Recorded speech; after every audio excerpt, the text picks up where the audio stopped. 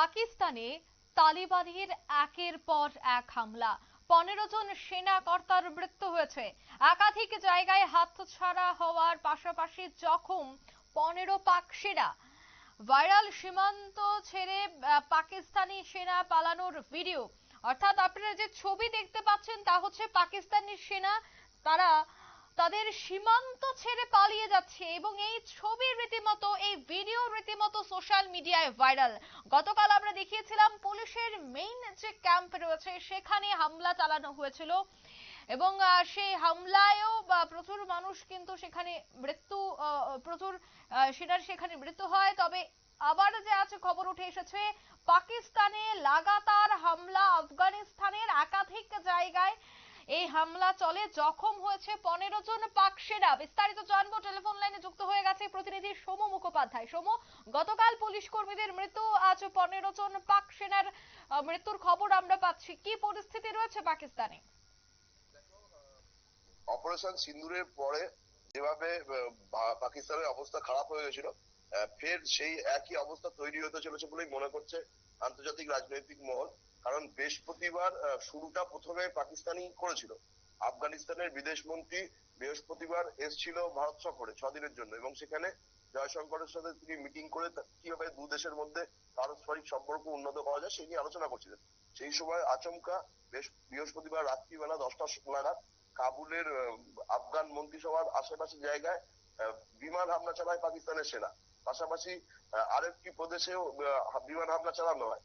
এর ফলে বেশ কয়েকজন জখম হয়েছে। পাকিস্তানের তরফ থেকে দাবি করা হয়েছে যে তেহরিকি তালিবান যে বিদ্রোহী গোষ্ঠীটা রয়েছে তালিবানদের, যেটা পাকিস্তানের খাইবার পাখতুন এলাকায় সক্রিয়, তাদের প্রধান নূর নিহত হয়েছে। যদিও পরে সেই খবরটা মিথ্যে বলে প্রমাণ হয়।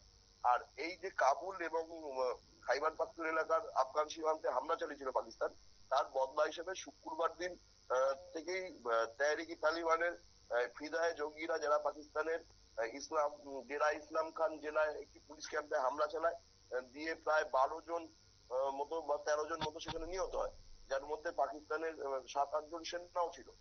আর তারপরেই গতকাল রাত থেকে লাগাতার পাকিস্তানের ডুরাল লাইন বরাবর যে সীমান্ত রয়েছে আফগানিস্তান এবং পাকিস্তানের, ডুরাল লাইনে সেই কুনার, হেলমান্দ সহ বেশ কিছু জায়গায় পাকিস্তানের আউটপোস্ট দখল করে নিয়েছে হামলা চালিয়ে। আমরা যে ভিডিওটা দেখতে পাচ্ছি, যে ভিডিওটা ভাইরাল হয়েছে, সেই ভিডিওতে দেখা যাচ্ছে যে কিভাবে পাকিস্তানের পোস্ট গুলো ছেড়ে পালিয়ে যাচ্ছে পাকিস্তানের সেনা আফগানিস্তানের ভয়ে। আর এরকমই 7টা পোস্ট আফগানিস্তানের তরফ থেকে দখল করে নিয়েছে বলে আফগান প্রতিরক্ষা মন্ত্রক জানিয়েছে। পাশাপাশি 15 জন পাকিস্তানি সেনা তারা এখনো পর্যন্ত আফগানিস্তানের তালিবান নিয়ন্ত্রিত সেনার হামলায় মারা গেছে।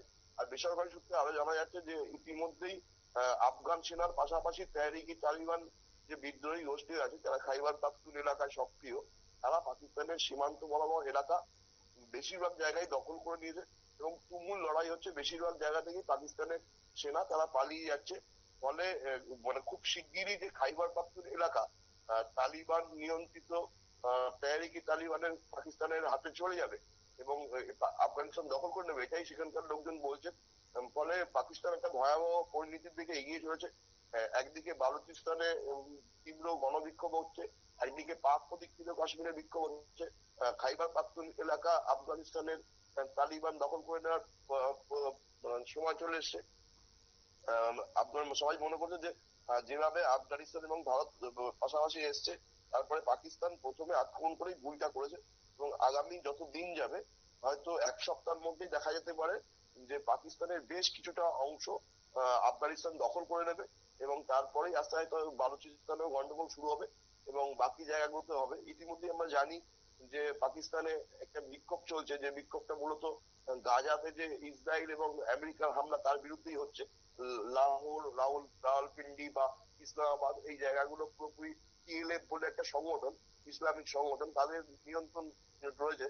ফলে পাকিস্তানের প্রশাসন আর সেইভাবে নিয়ন্ত্রণ করতে পারছে না, গোটা দেশেই একটা অচলাবস্থা তৈরি হয়েছে। খুব তাড়াতাড়ি পাকিস্তানের মধ্যে একটা বিভাজন তৈরি হওয়ার সম্ভাবনা তৈরি হয়েছে। অঙ্কিতা, একদমই ধন্যবাদ। অর্থাৎ পাকিস্তানে খুব সম্ভবত বিভাজন তৈরি হচ্ছে এবং সেই বিভাজন যে খুব শীঘ্রই, কারণ ভাইরাল সেই ভিডিওতে দেখা যাচ্ছে যে সেনারা তাদের জীবন বাঁচাতে পালিয়ে যাচ্ছে ক্যাম্প থেকে।